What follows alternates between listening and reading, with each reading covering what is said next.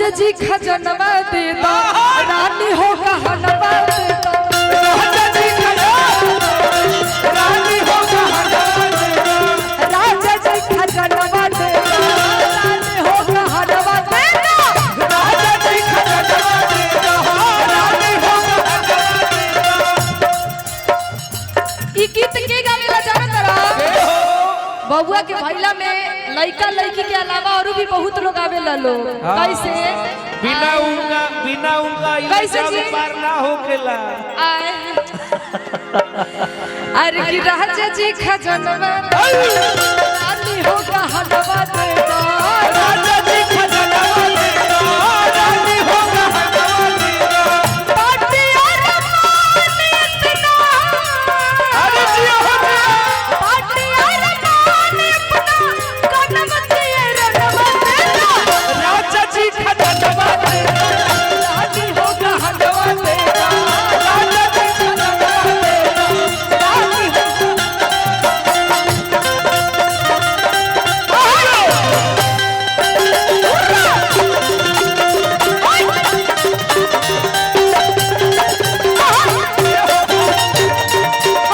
जियो जियो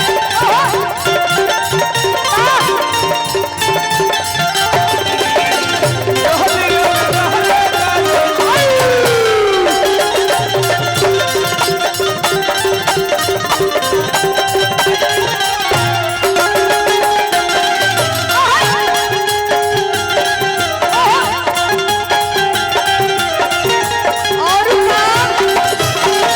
हमरा तो कुछ ना चाहिए ई है इच्छा मनवा माही हमरा तो कुछ ना चाहिए इच्छा मनवा माही हमरा तो कुछ ना चाहिए ई है इच्छा मनवा माही हमरा तो कुछ ना चाहिए इच्छा मनवा माही। आज की बंटिया रमान इतना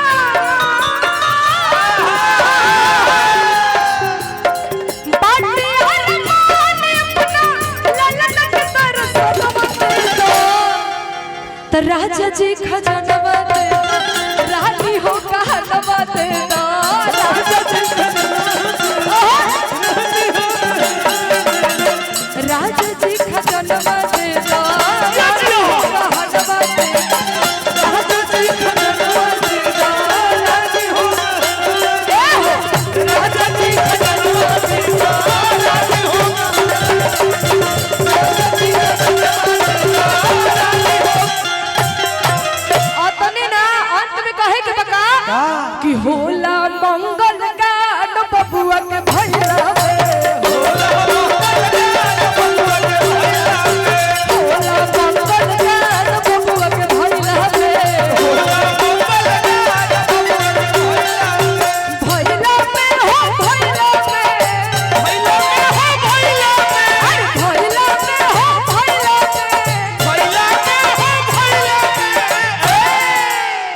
तो होला मंगल गान बबुआ के भैया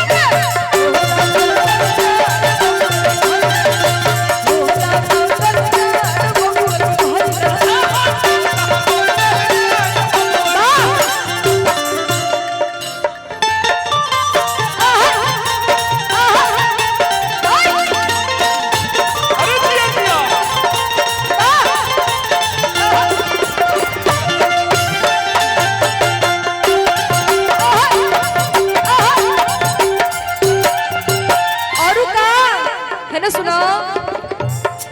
अरे बबुआ के नाना खूब लगवा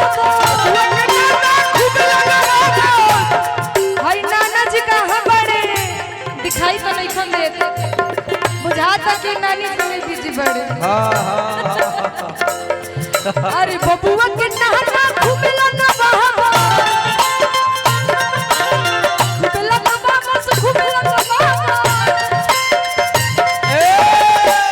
बबुआ के नाना खूब लगावा जाना तरू का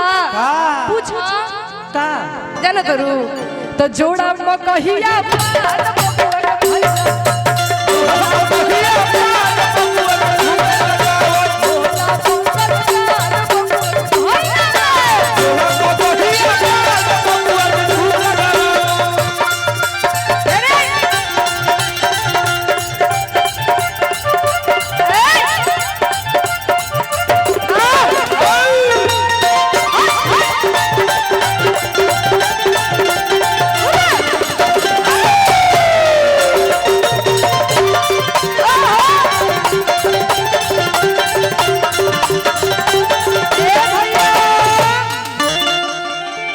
आई मोदी बाबा रोरा जल्दी आई बाबा जी। हेने कहाँ बनी कोना खो में लुका गल बनी। अच्छा हेने बनी आयो दादा।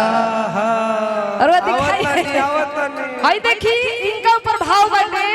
कि बबुआ के बाबा खूब फरमावो